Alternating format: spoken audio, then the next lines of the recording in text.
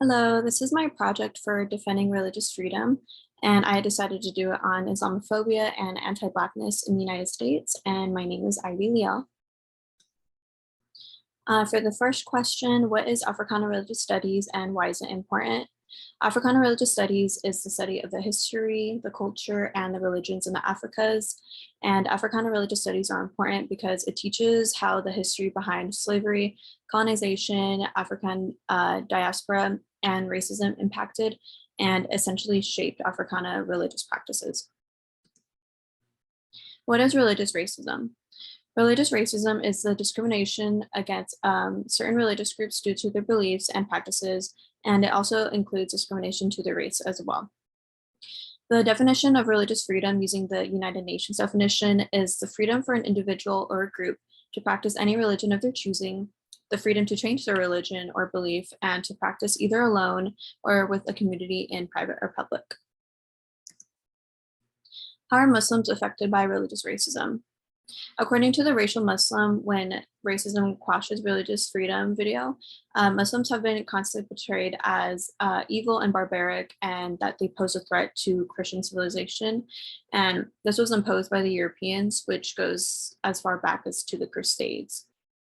And ever since 9/11, there has been much hate and violence towards Muslims, and the addition to one being Muslim and Black can arise much more cruelty as they face intersectionality from being both Muslim and Black.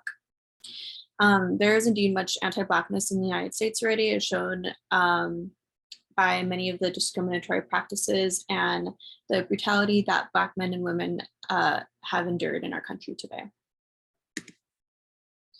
I also wanted to include that Black Muslims have been targeted by government surveillance programs. For example, the NYPD was intentionally spying on thousands of Muslims. According to ACLU.org, the NYPD has been spying on the Muslim community since 2002.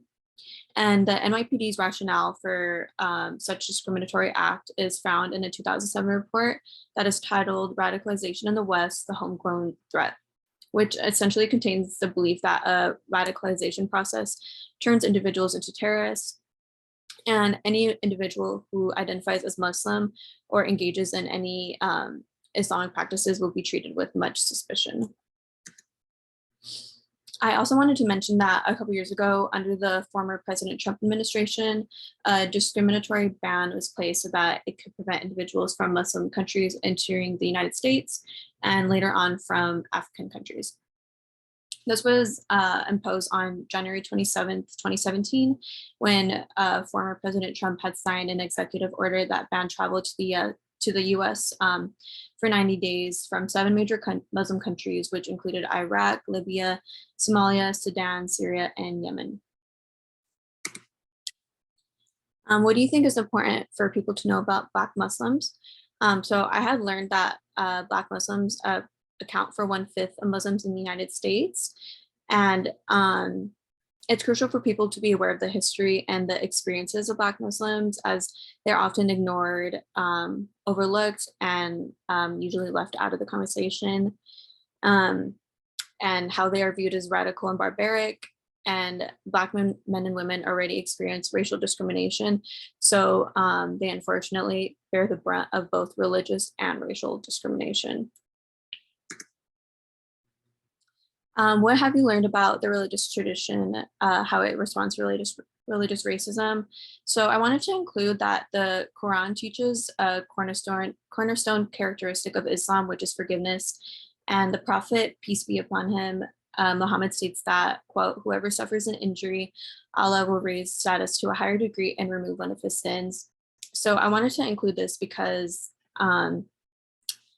this makes it seem how Muslims are very forgiveful, even though racial and religious racism should not be forgiven.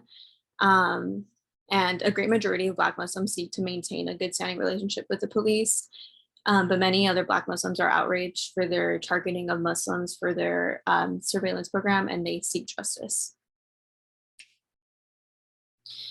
In our political climate today, where extreme white nationalism has become all too commonplace, it is extremely important that as a society, we recognize the importance of confronting religious racism and that we also recognize the consequences of not doing so. There is so much work needed left in order to eradicate religious racism and anti-Blackness in the United States, but it must be confronted in order to eliminate the disparities that Black men and women continue to face in our country today. And here are my sources. Okay, thank you for watching. I look forward to reading everyone's responses and watching everyone else's videos.